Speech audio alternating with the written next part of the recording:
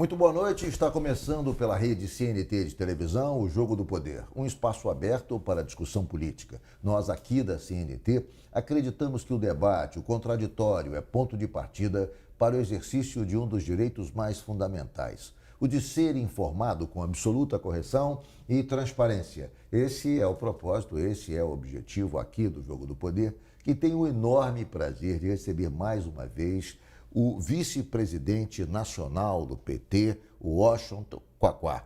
Boa noite, Quaquá. Boa noite, Ricardo. Boa noite a todos e todas vocês. É um prazer recebê-lo aqui, o Washington Quaquá, mais uma vez do Jogo do Poder. E eu queria começar a nossa conversa, você que já esteve aqui várias vezes como prefeito, várias vezes, enfim, como vice-presidente do partido, como presidente regional do partido, enfim, já teve várias participações aqui. Agora você volta numa condição diferente. Além de vice-presidente nacional do PT, você é também deputado federal eleito pelo PT com 113 mil votos. E eu queria que você começasse a nossa conversa fazendo uma análise desse primeiro turno, da posição do Lula, da sua trajetória, da sua vitória eleitoral. Que tipo de balanço você faz desse primeiro turno? Ricardo, eu vou confessar a você que eu sou formado em Ciências Sociais, né? Fiz lá na UF, e eu estou assim, intrigado com o Brasil. Eu acho que o Bolsonaro, ele representa muita coisa da história do Brasil, né? Esse Brasil que escravizou e que assassinou milhões de negros, esse Brasil que tratou os seus trabalhadores como escravo durante boa parte da sua trajetória, como dizia Darcy Ribeiro, de engenho colonial. Nós não somos uma nação, efetivamente, né? Uma nação tem um povo, uma classe trabalhadora que vive decentemente, que trabalha, que tem carteira assinada, que tem estabilidade. Isso é um país, né? Como a França, como a Inglaterra. O Brasil é um engenho colonial, dizia o Darcy. E o Bolsonaro representa muito, até o nome dele, até o título dele, capitão. Efetivamente é um capitão do mato. E a burguesia brasileira encontrou, num quadrante da história do Brasil, infelizmente no nosso quadrante, um representante que vem de setores populares, mas que é um capitão do mato. É o cara que caça negros, que caça pobres, né, que caça aqueles que fogem do sistema. Então, eu acho que 40% e poucos por cento dos brasileiros e das brasileiras votar numa coisa dessa é uma aberração, mas é um fenômeno social. O resultado da eleição me pareceu que havia uma expectativa de, enfim, de uma vitória do Lula, um percentual um pouco maior do que o percentual registrado nas urnas, e havia um registro de que o Bolsonaro teria um percentual um pouco menor. A diferença foi mais estreita do que se imaginava. Afora isso, quer dizer, a eleição de algumas figuras representativas do bolsonarismo Brasil afora mostraram que esse eleitor conservador, vou citar aqui o caso do Mourão no Rio Grande do Sul, o caso, enfim, de Damares em Brasília, o caso da ministra Tereza Cristina, enfim, vários representantes do bolsonarismo, o astronauta Marcos Pontes em São Paulo como senador, tirando a vaga, inclusive, do Márcio França, que era dada como certa, ou seja,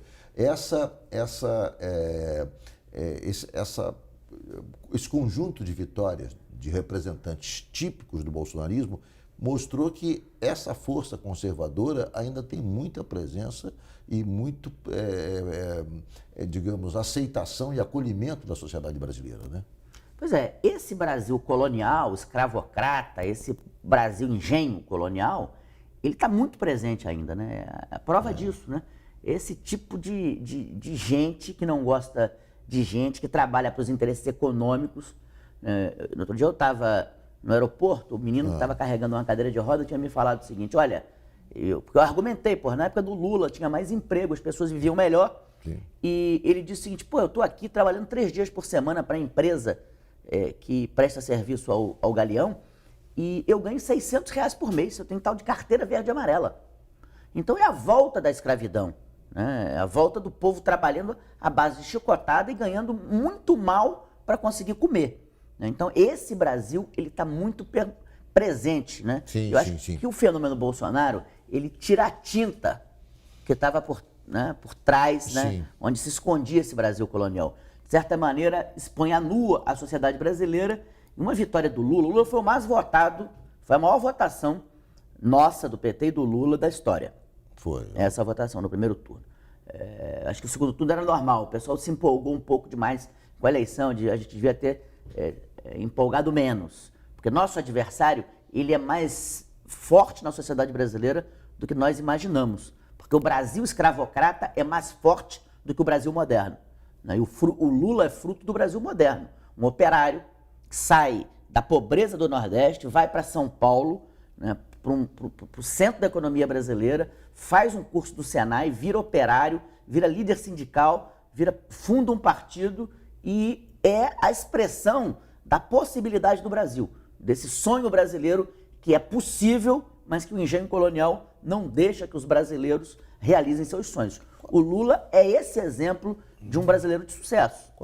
Diante desse conservadorismo da sociedade brasileira apontada pela própria urna, apontada pelo resultado colhido por alguns bolsonaristas históricos que conseguiram sagrar-se vitoriosos em alguns estados, quer dizer, que tipo de postura? Eu percebo que a organização da campanha do presidente Lula está retirando, digamos, alguns símbolos para amenizar a imagem, para mostrar o seguinte: a vitória do Lula não é uma vitória exclusivamente da esquerda. Portanto, retiraram o vermelho, botaram o branco, as pessoas estão mais de branco e tal, para tirar um pouco dessa rejeição. Você acha que é necessário, quer dizer, na verdade, ter uma mensagem mais clara sobre a natureza de um segundo governo, caso aconteça, do presidente Lula, uma natureza um pouco mais universal, um pouco mais ampla do que somente representativa, digamos, de uma hipotética vitória estritamente da esquerda?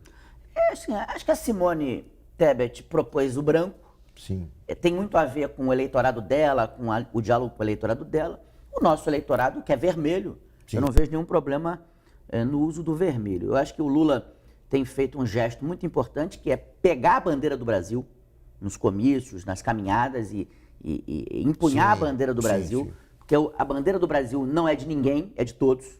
Todos nós somos donos do verde e amarelo e da história da bandeira do Brasil. Aliás, tem gente que gosta mais da bandeira americana e da bandeira de Israel do que da bandeira brasileira. A bandeira brasileira é nossa, é do povo brasileiro. Não podemos permitir que roubem o verde e amarelo e a bandeira brasileira. Então, acho que isso é correto. Agora, diante dessa situação que a gente estava falando, desse país atrasado, retrógrado, sim, e da emergência de uma liderança popular de direita, desse capitão do mato que governa o Brasil, não tenha dúvida de que nós temos que reconstruir a democracia. E reconstruir a democracia não é tarefa. A reconstrução do Pacto Democrático, do fim da ditadura, que gerou a Constituição de 88, requer uma aliança do tamanho que foi feita para conquistar as diretas já no Brasil. Porque os ratos de esgoto da ditadura estão aí disputando a eleição e ganharam a presidência da República na última eleição. Nós precisamos de uma ampla frente. Eu quero ir para o Congresso Nacional para discutir isso. Uma ampla frente política que tem uma pauta para 30 anos. O Lula tem 76 anos de idade. Ele tem uma limitação física para um pacto de 30 anos. Mas ele é um Lula histórico. Ele é uma figura da história do Brasil. Então, acho que só o Lula, como foi o Mandela na África do Sul, como foi o Gandhi na Índia, só uma figura como o Lula pode propor um pacto civilizatório no Brasil. Um pacto de 30 anos que tenha melhores salários, distribuição de renda e riqueza, a participação melhor do trabalho na renda nacional, que tenha a soberania do país, os minérios, o petróleo, os minérios brasileiros sejam controlados pelo Brasil e o seu... Não que não vá fazer parcerias internacionais, mas que os frutos e resultados principais das riquezas nacionais sejam investidos na ciência, na tecnologia, na educação, na melhoria da vida do povo, né? Esse pacto também de reconstrução da democracia. Esse pacto não seria, obviamente, um pacto, o próprio termo pacto já deixa subentendido isso, não seria, obviamente, apenas um acordo entre setores da esquerda. Seria um pacto muito mais amplo que abarcasse outros setores, digamos, democráticos, que pudessem se incorporar para dar sustentação a isso, é isso?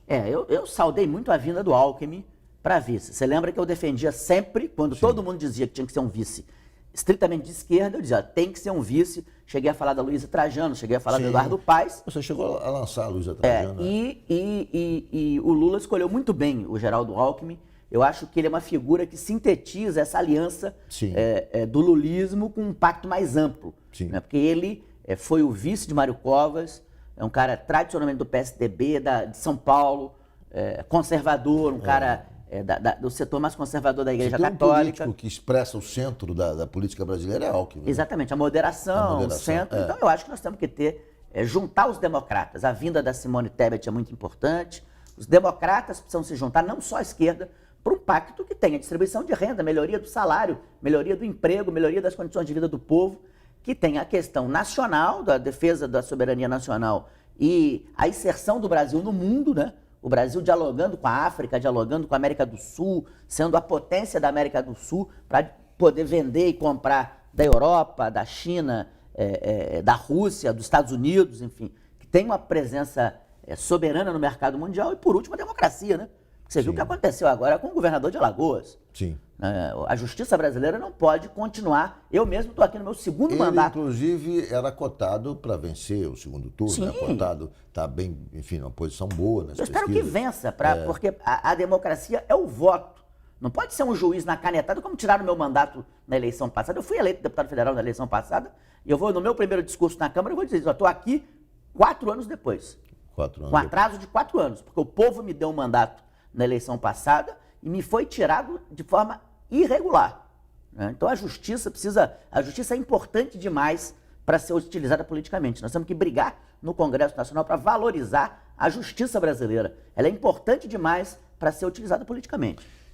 Você acha, o presidente Lula, nas suas falas, né, nos seus discursos e tal, tem dito que ele é candidato de novo exatamente para fazer muito melhor e muito mais do que fez. Só por isso que ele é candidato, porque ele tem, digamos, a disposição, o desejo de realizar muito mais daquilo que fez nos governos anteriores. Quer dizer, o que você espera, assim, além desse pacto que você falou, mais do ponto de vista efetivo para a sociedade de um próximo governo Lula?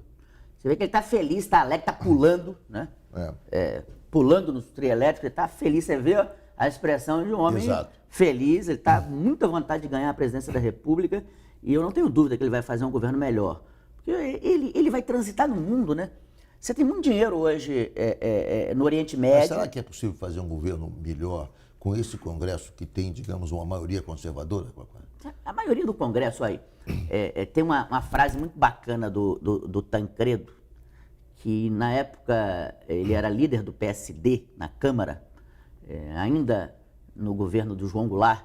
Aí perguntaram o seguinte: o PSD, Tancredo, ele é de direita ou é de esquerda? Aí o Tancredo virou e falou: entre a Bíblia e o Capital, o PSD fica com o Diário Oficial. Você acha que nós não vamos fazer a maioria, pô? Fácil fazer a maioria. Vamos ao rápido intervalo e voltamos em 1 minuto.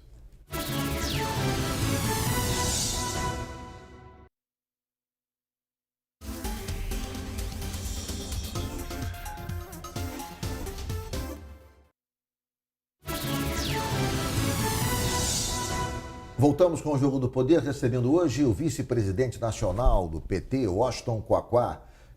Quaquá, vamos falar um pouco desse resultado, quer dizer, que está se desenhando, que na verdade nas urnas, no primeiro turno já se confirmou e as pesquisas apontam que ele volta a se projetar para o segundo turno, que é a divisão de preferências no Brasil. Nós temos o Nordeste majoritariamente com o presidente Lula e temos o Sul com o presidente Bolsonaro. Temos o Centro-Oeste também, o agronegócio ali com o Bolsonaro, e o Sudeste muito dividido.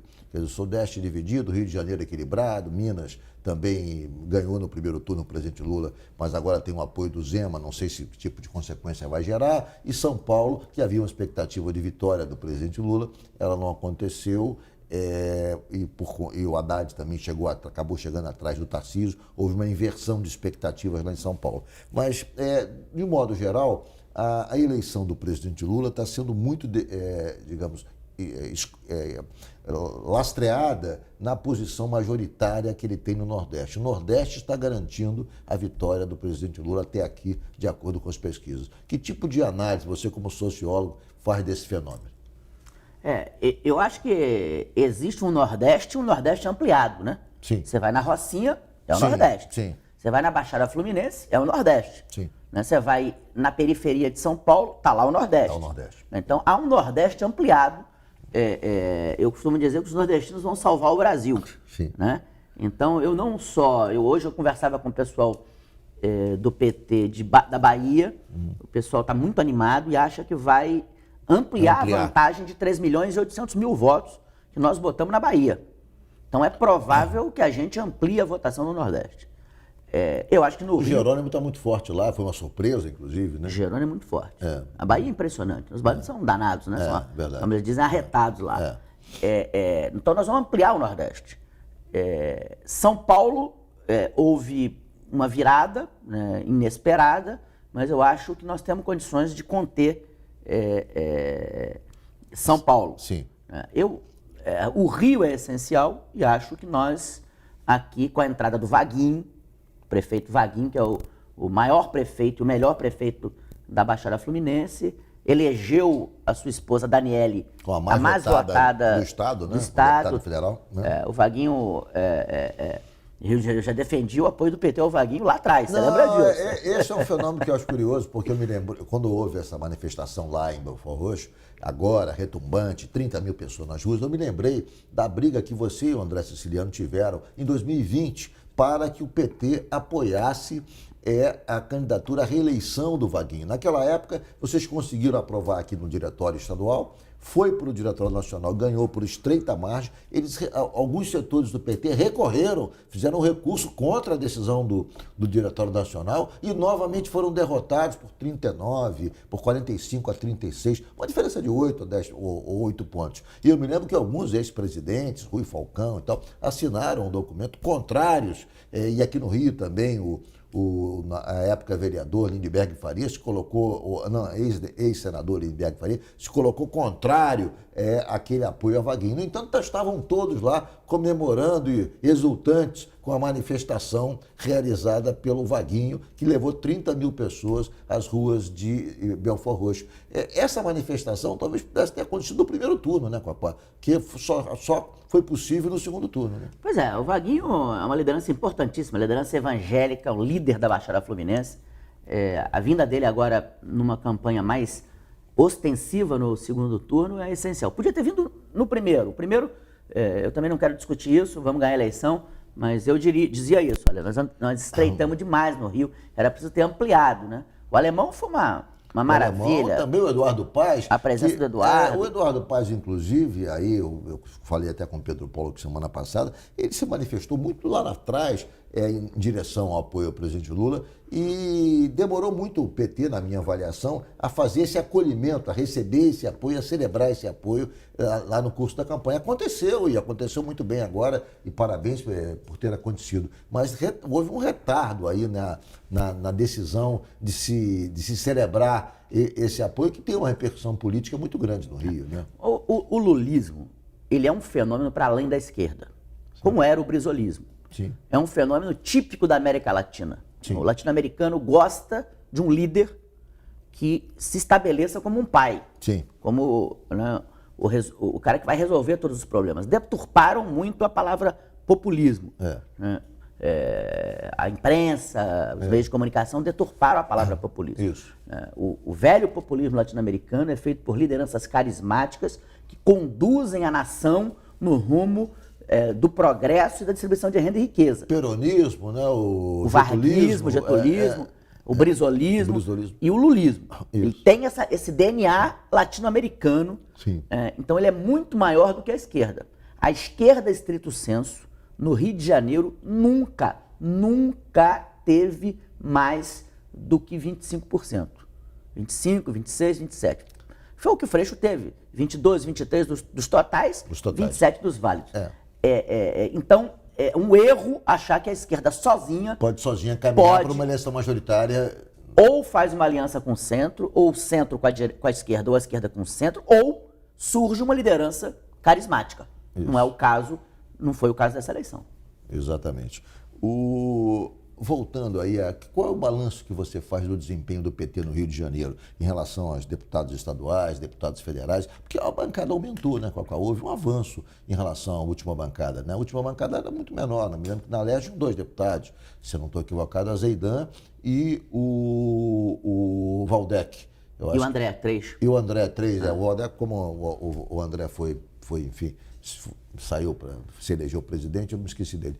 Mas é óbvio que 3 deputados. Agora são 7 deputados, quer dizer, houve um peso maior, mas mais do que dobrou a bancada federal também. Quer dizer, houve que balanço que análise você faz desse avanço do PT no Estado em relação às bancadas? Eu acho que o PT vem se reconstruindo no Estado, depois de um período que afundou muito, vem se reconstruindo, e acho que agora foi o ápice de um processo de reconstrução muito bem conduzido. Primeiro, eu fui o presidente que tirou o PT do governo Cabral. Sim. Né? Fui eu que tirei o PT do governo, ainda quando governávamos o Brasil, nós tiramos, lançamos a candidatura do Lindbergh, que não teve sucesso, depois lançamos a candidatura da Márcia Tiburi, que foi também sem nenhum sucesso, mas isso ajudou a ir recompondo. E o partido esse ano fez uma chapa boa, o André Siciliano, na presença da Alerj, ajudou muito na construção disso, o presidente João, enfim, todos nós tratamos de fazer uma boa chapa para deputado federal e deputado estadual, o resultado foi muito bom. Mas mais que isso, eu vejo isso na minha base. Eu tive 113 mil votos, Benedita teve 113, o Lindbergh 150. A minha base, eu não surfei em base de governador, de nada. A minha base hoje é uma base popular. É São Gonçalo, são as favelas do Rio. Eu tive muito mais voto na periferia do que, inclusive, em Maricá, onde eu tive 29 mil votos. Então, eu tive 23 mil votos na capital, basicamente nas favelas, e praticamente foi uma campanha feita por militantes. Eu, esse ano, estava sem paciência, sem saco, praticamente não fiz campanha. Em São Gonçalo, eu fui naquele evento dos evangélicos, fui uma vez na Vila Cruzeiro, no evento do André. Sim. Eu vou agora agradecer os votos. Vou fazer mais campanha agora que não sou candidato para o Lula e para agradecer meus votos do que fiz na eleição.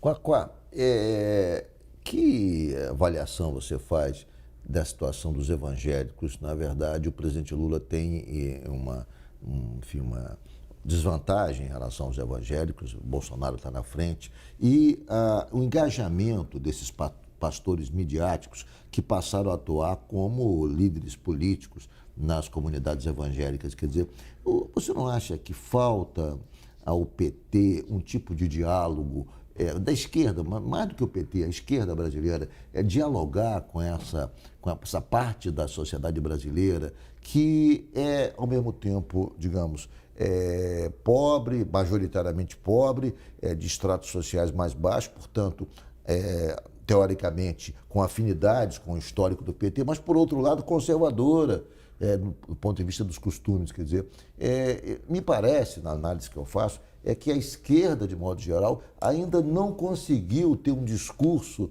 que dialogasse com facilidade com esses setores, porque o discurso da esquerda, digamos, para a mulher, é um discurso um discurso feminista, um discurso que resvala para a questão identitária. E a mulher conservadora da favela, que é pobre e tal, ela rejeita esse tipo de discurso. Quer dizer, o PT não é só o PT, a esquerda não tem que estudar um pouco mais, já que há uma transformação da sociedade brasileira nessa direção, cresce o percentual de brasileiros evangélicos. No Rio de Janeiro chega a 35%, São Gonçalo chega a 60%. Quer dizer, não falta um diálogo, um discurso que tenha acolhimento. Como a esquerda vai resolver essa questão? Olha, acho que nós vivemos, acho que tem 2 problemas aí. Um problema comportamental geral, que os evangélicos são muito apegados a essas tradições, mas não só os evangélicos. Eu me considero, do ponto de vista dos costumes, um cara razoavelmente conservador. Muita coisa que eu não concordo.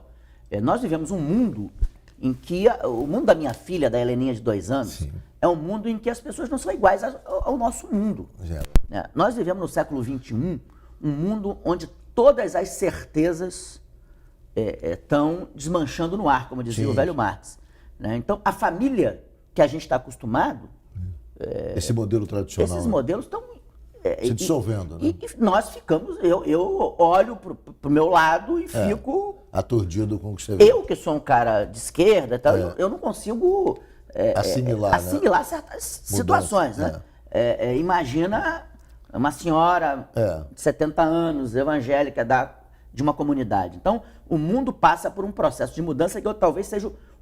a família não é mais a família da época que Jesus esteve na Terra. Sim. As formas de trabalho já não são mais as mesmas. Enfim, tudo mudou. Está mudando. E a sociedade ainda é uma sociedade que vive o século XX. O século XXI está mudando tudo. Né? Desde que quando o homem começou a comer a carne cozida e depois, quando começou a escrever e a ler e a imprimir a palavra, talvez essa seja a mudança mais profunda da história da humanidade. Muda o modo da gente viver. Então não é fácil para as pessoas se acostumar a isso, né? Então a gente que faz política, que atua na sociedade, precisa entender isso. Porque a esquerda me parece que dialogava com as mulheres sempre através do discurso feminista. Esse discurso não é o discurso para atender esses segmentos da sociedade que rejeitam essa... O que a mulher da favela quer? Creche. É isso. Emprego, creche, condições de... Segurança para os seus filhos. Segurança para os seus filhos. Claro que são temas que não quer apanhar do marido, não quer ficar em casa fazendo comida para o malandro, mas a mulher quer creche, quer condições para o seu filho. Um discurso mais elitizado não pega a mulher da comunidade, né? E também eu não sou obrigado... o discurso do aborto, por exemplo, eu sou contra o aborto. Essa é uma outra questão. Eu sou contra o aborto. Se os homens são, no geral, vagabundos, eu sou um homem agora correto mas se eu fizesse, deixei de ser vagabundo, como dizia o Zeca Pagodinho, mas se eu tivesse um filho, eu assumo. Eu sou contra tirar uma criança. Claro que, você tem uma série de problemas de mulheres mais pobres que não conseguem criar, enfim, tem vários outros problemas sociais. Mas eu não quero, eu, por exemplo, não quero discutir esse negócio, entendeu? Porque é uma questão do Congresso. Porque quem vota a mudança de lei, eventualmente, é o Congresso. O presidente, seja ele qual for, não tem autonomia nem autoridade para mudar essa questão. 30 milhões, 33 milhões de brasileiros não terão o que comer hoje. Crianças morrerão de fome. O aborto está sendo feito pela fome. Crianças que já nasceram estão sendo assassinadas no Brasil pela fome ou então pelos caveirões da vida, porque na comunidade, na favela, as crianças não têm futuro, não têm oportunidade. Então, em vez de discutir essa bobagem, né, que é importante, mas é uma bobagem, vamos discutir as crianças que estão vivas e não conseguem sobreviver, né, por fome, por falta de oportunidade, né, por falta de condições de vida. Então, a esquerda precisa assumir a discussão essencial, que é a discussão da luta de classe, da distribuição de riqueza e de renda, das condições de vida do povo, em vez de discutir e durante muito questões tempo, minoritárias. Alguns setores da esquerda priorizaram essa discussão. Eu me lembro que, inclusive, na eleição passada, quando houve aquela manifestação Ele Não, com as mulheres na rua, foi uma manifestação preferencialmente, marcadamente, uma manifestação de mulheres ligadas à pauta identitária, então mulheres com mulheres e tal. Aquilo ali assustou muito na campanha de 18 setores que poderiam eventualmente votar no Haddad, que era o candidato da época, quer dizer, porque sobressaiu novamente, quer dizer, essa postura mais vinculada a essa discussão, ao invés de se travar uma discussão, como você disse, nas questões essenciais de sobrevivência do brasileiro, da luta pela sobrevivência. Quer dizer, um amigo da semana passada, conversando comigo, um jornalista de São Paulo, quando viu, após o resultado da eleição, ele falou, a esquerda tem que repensar, porque a esquerda está muito marcada, ele é um homem de esquerda, com a pauta identitária. E essa questão da pauta identitária, isso está trazendo uma corrosão na imagem da esquerda, ao invés de estar discutindo as questões de sobrevivência, de luta pela sobrevivência, de erradicação da miséria. Quer dizer, ficou durante muito tempo envolvido nesse debate, que só interessa, que é importante, mas interessa a um setor restrito da sociedade. Como dizia o velho Brizola, essa é a esquerda que a direita gosta. A esquerda fica discutindo coisas minoritárias que afastam ela do conjunto da população. Exato. Vamos discutir as questões que... o Estado é laico. Não vamos discutir evangélico porque o Estado é laico. Eu, quando fui prefeito, criei a Secretaria de Assuntos Religiosos. Botei como secretário o pastor Sérgio, que era assembleiano evangélico. Botei de subsecretário... Você criou isso há quanto tempo? Porra, 13 anos Você estava atrás. antevendo um problema que se só gravou agora, quer dizer, há 13 anos, você já criou uma Secretaria de Assuntos Evangélicos, Sim. quer dizer, que já mostrando a importância de dar valor e tentar ter um diálogo com esses setores. Aí a esquerda dizia pra mim, o pessoal dizia pra mim, mas o Estado é laico. Eu falei, meu filho, na área popular, laico é nome de cachorro. Entendeu? O nego não sabe nem que porra é essa. Então, assim, o Estado é laico, mas as pessoas são religiosas. Eu quero trabalhar o espaço da igreja, porque eu sou um defensor da igreja evangélica. Por quê? O vagabundo do cara ganha o salário dele, ele vai na birosca, enche os cornos de cachaça. Ele vai na boca de fumo, cheira igual o capeta, gasta 80% do salário dele, dá porrada na mulher, dá porrada nas crianças. Aí ele vai para a igreja evangélica, ele dá 10% pro pastor, tá no lucro. Não bate mais nas crianças, porra, o dinheiro fica em casa. Então, se fosse só por isso, já seria suficientemente bom a igreja evangélica. O que nós temos que fazer? Nós temos que dialogar com os evangélicos e dizer o seguinte, olha, Deus é verdade e Deus é amor. Deus não é arma, entendeu? Deus não é mentira. Então, o que nós temos que fazer? Eu estou defendendo, ultimamente, que nós da esquerda, nós do PT e da esquerda, a gente cria um movimento evangélico. Uma igreja e um movimento evangélico, que eu tenho chamado de Jesus Libertador. Né? E Uma igreja nova, uma igreja evangélica? Jesus Libertador. A minha mãe evangélica não consegue mais ir à igreja porque virou um comitê eleitoral de Bolsonaro. Tem milhões de petistas, milhões de lulistas que são evangélicos. Que são evangélicos, que querem encontrar na igreja um espaço de amor, um espaço de pregação, um espaço para cultuar Jesus Cristo e Deus, né, sem essa polarização política. Então, eu estou defendendo que a gente crie um movimento religioso. Vamos a um rápido intervalo. O Jogo do Poder volta já já, hoje com Washington Quaquá, vice-presidente nacional do PT.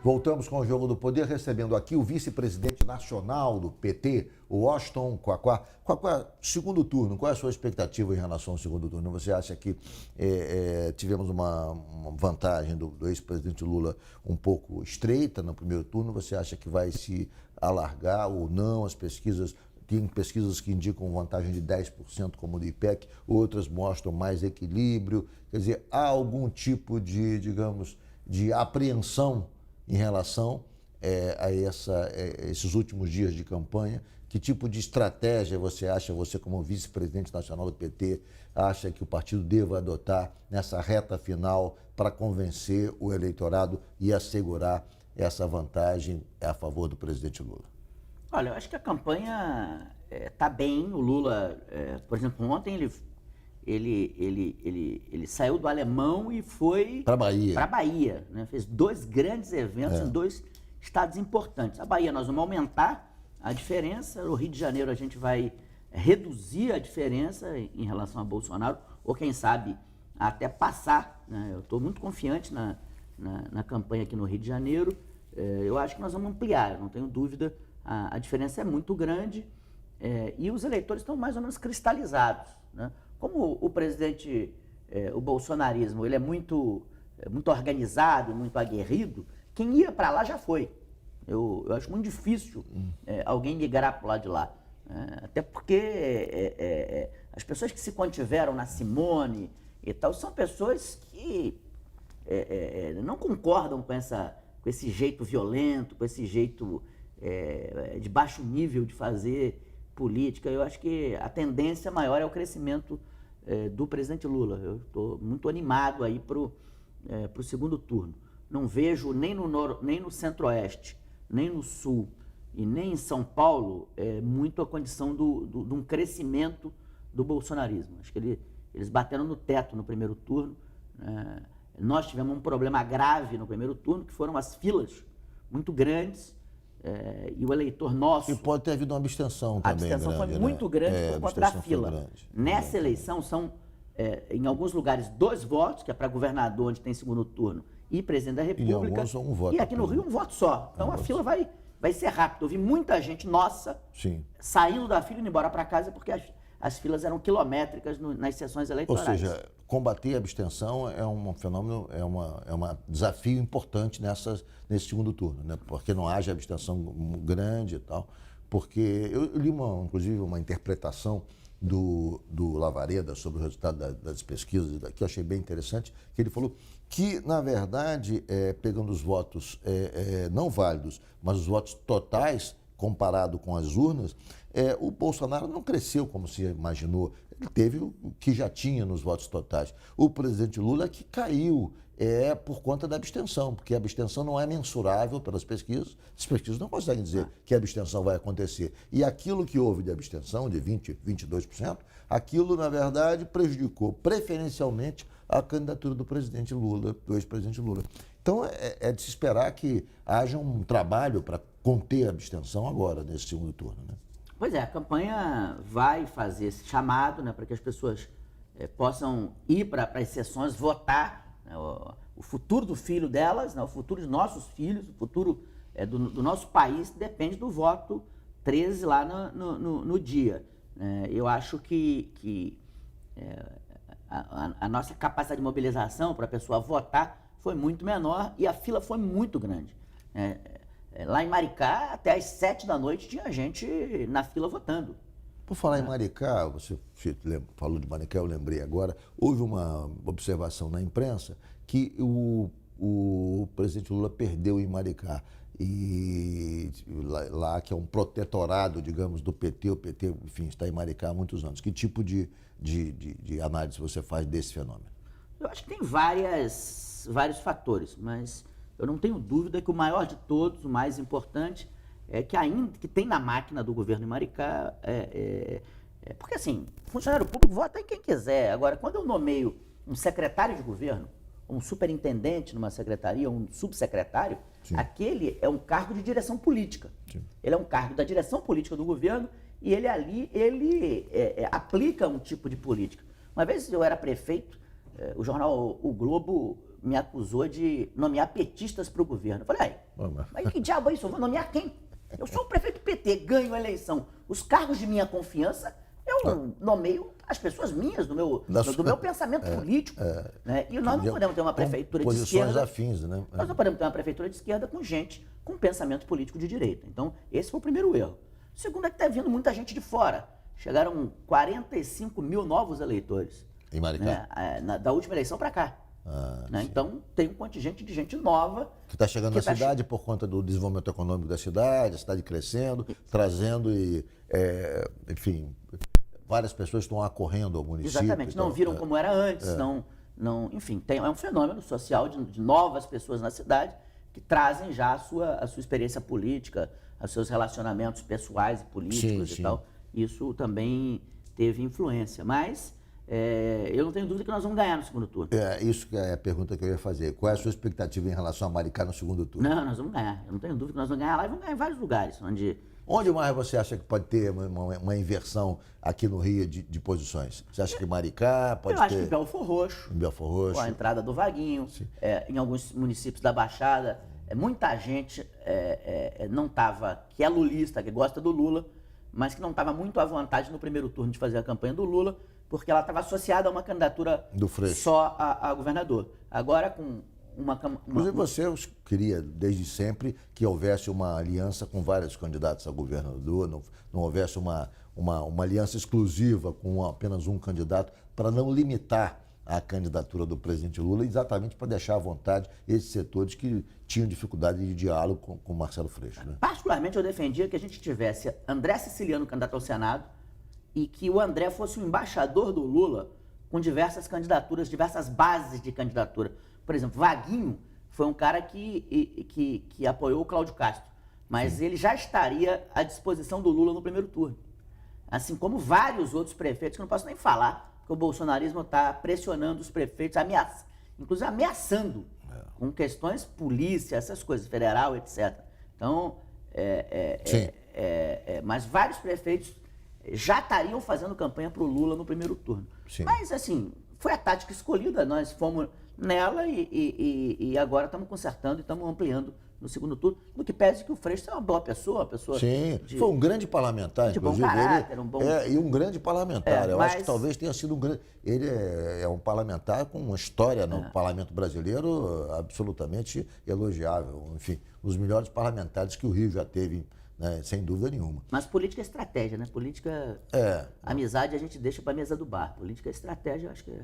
É verdade, é verdade. Qual você chega a Brasília como deputado com que bandeiras? Você é a primeira vez que se coloca como deputado federal, você foi eleito, enfim, não conseguiu em 18 assumir o mandato, vai agora, como você falou, 4 anos depois chegar em Brasília. E qual é, digamos, o elenco de pautas que você pretende levar ao Congresso? Olha, eu vou para a Câmara com 3 eixos de atuação. Sim. O primeiro deles é essa discussão do Pacto Nacional. Eu quero ajudar a costurar o Pacto Nacional. Quero ser um operário, né, para forjar esse Pacto Nacional. Sim. Juntar todas as forças da Câmara e dizer o seguinte, porra, nós somos deputados. Né? Precisamos fazer alguma coisa para o país, pô. Precisamos criar um pacto aqui, leis. Não tem a tal da lei do teto de gastos de 10 anos? Eu quero fazer a lei do aumento de salário mínimo por 10 anos, por 30 anos. Quero ajudar a construir a lei de melhoria da renda do povo, da melhoria da educação, da saúde por 30 anos. Quero ajudar a construir a lei do desenvolvimento também. Né? Nós temos um porto lá em Maricá que só agora está saindo, depois de 10 anos. A lei ambiental brasileira, né, a gente precisa adequar ela ao desenvolvimento. Então, são pactos que nós temos que fazer no Brasil de desenvolvimento, distribuição de renda e riqueza, soberania nacional, de democracia. Precisamos fazer esse pacto. Nós não podemos permitir que um delegado da Polícia Federal, junto com uma ministra do Supremo, vá no governador de Alagoas e tire o cara do cargo há 3 semanas da eleição, o cara liderando uma eleição. Nós não podemos permitir que essas coisas aconteçam. Ou que um juiz, um vagabundo de um juiz que se elegeu agora senador, esse tal de Sérgio Moro, né, prenda um candidato a presidente da República sem prova para poder dar vitória ao cara que empregou ele depois de ministro da Justiça. Nós precisamos reconstruir a democracia brasileira. Então, o primeiro eixo é esse. O segundo é que eu quero ser o deputado das favelas e das comunidades do Rio de Janeiro. Eu nasci no Caramujo, em Niterói, no Complexo do Caramujo. Eu tive muito voto em favela. Eu quero dar voz ao povo da favela. A favela não pode ser tratada como espaço de inimigos, onde o caveirão entra, mata filho de preto e de pobre. Eu nunca vi o caveirão em Ipanema matar uma criancinha lourinha em Ipanema. E tem mais traficante naqueles prédios de Ipanema do que no Complexo do Alemão. Então nós precisamos dar oportunidade para o povo da favela e transformar a favela num espaço de cultura, de lazer, de turismo. Né? Eu quero criar um fórum de discussão das comunidades para que a gente possa fazer pelas comunidades. Então, quero assumir essa bandeira e também a cultura das comunidades, o funk e o samba. Sabe que eu sou um cara do samba, nasci lá no Combinado do Amor. E com ligações estreitas com a Mangueira. Pois é, e agora com a nossa Guanaíra, estamos lá diretamente operando e ajudando a nossa Verde Rosa, a nossa gloriosa Mangueira, a nossa Estação Primeira. Então o samba, a cultura da favela é outro elemento. E por último, as experiências de governo em Maricá. Eu quero criar a frente parlamentar da tarifa zero no transporte público, ônibus gratuito, no Brasil inteiro é possível fazer isso. Quero criar a frente das moedas sociais, a nossa moeda Mumbuca, levar isso para o Brasil inteiro, ou seja, levar as experiências de Maricá para o Brasil inteiro. Esses 3 eixos. Vamos ao rápido intervalo e voltamos com o último bloco do Jogo do Poder já já.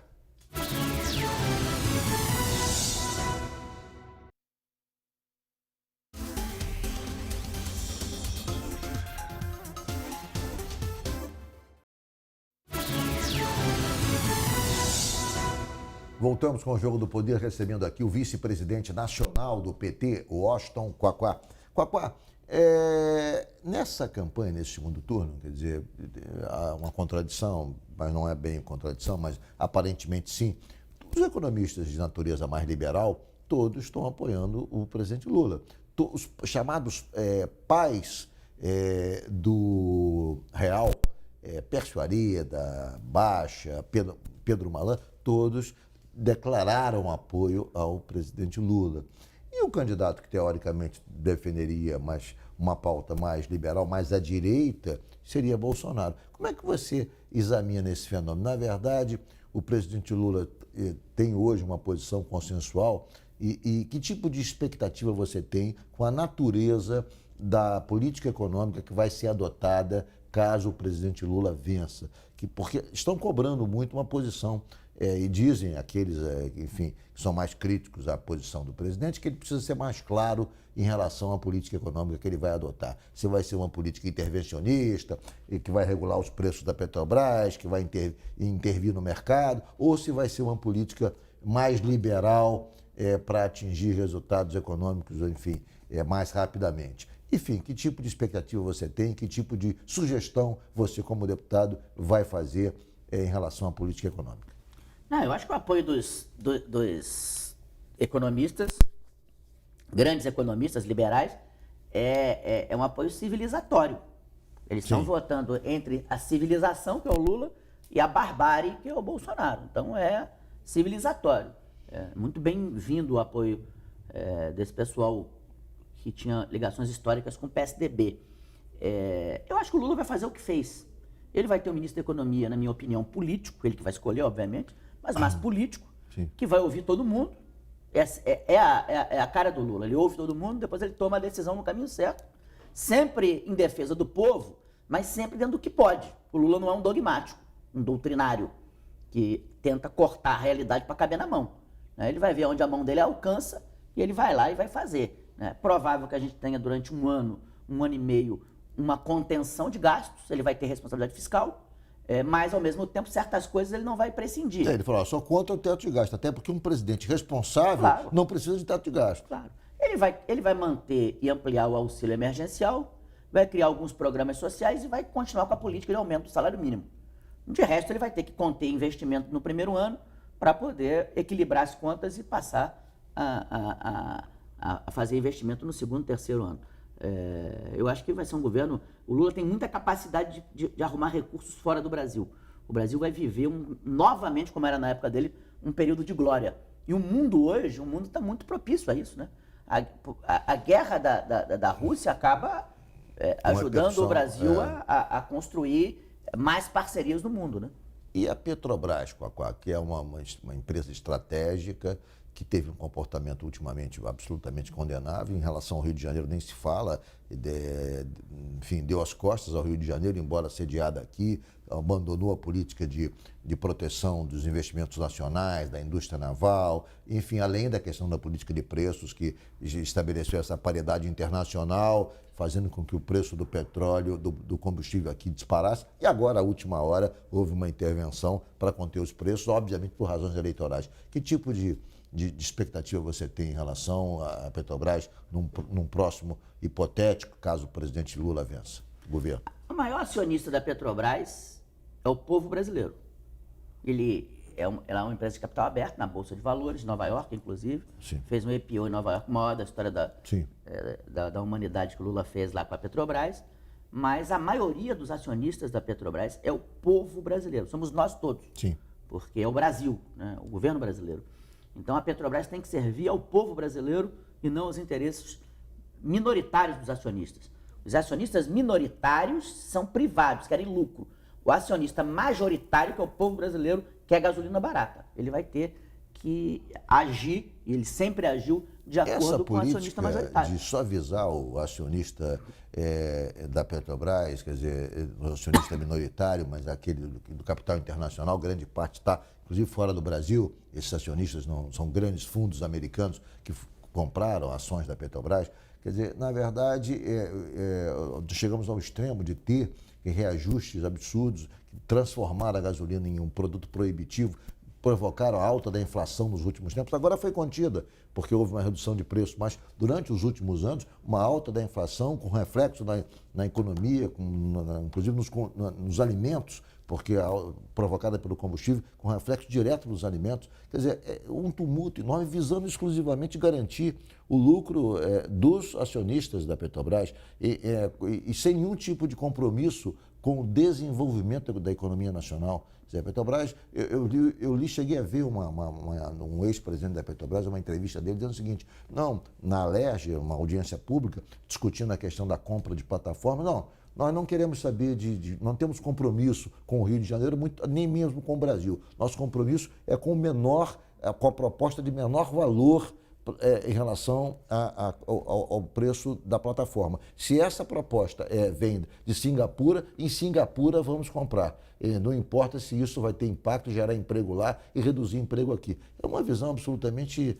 obviamente que tem que se preservar a questão do preço, mas não é esse extremo de abandonar o compromisso com a economia nacional, né? E aí o desemprego em São Gonçalo. E aí a violência em São Gonçalo. E aí os meninos que, em vez de ficar soldando o navio, vão pegar uma arma para sobreviver, né? Então, não é os acionistas, não. É os acionistas minoritários. Sim. Porque o acionista majoritário da Petrobras é o povo brasileiro. Nós temos 30 segundos, vamos encerrar, mas você tem um projeto de voltar à Prefeitura de Maricá em 2024, né, Quaquá? Você vai para o Congresso e volta para Maricá, ou pelo menos vai tentar voltar para Maricá em 2024? Maricá é a nossa joia, né? Maricá, o trabalho não está completado. Eu iniciei todas essas mudanças em Maricá, Fabiano assumiu o governo, vai completar 8 anos de um excelente governo. Eu quero voltar para completar o trabalho para que Maricá seja cada vez mais a grande exemplo de governo no Brasil. E quero, em 26, eleger 12 deputados federais para dar sequência ao nosso trabalho. Muito obrigado, Washington Quaquá, pela entrevista. Foi um prazer enorme recebê-lo nessa noite aqui no Jogo do Poder. Muito obrigado a você que nos acompanhou também de casa. Espero que volte a nos acompanhar no próximo domingo. O Jogo do Poder, como sempre, volta domingo às 10h30 da noite. Eu quero novamente contar com a sua audiência. Tenham todos um bom final de domingo, uma boa semana e até lá.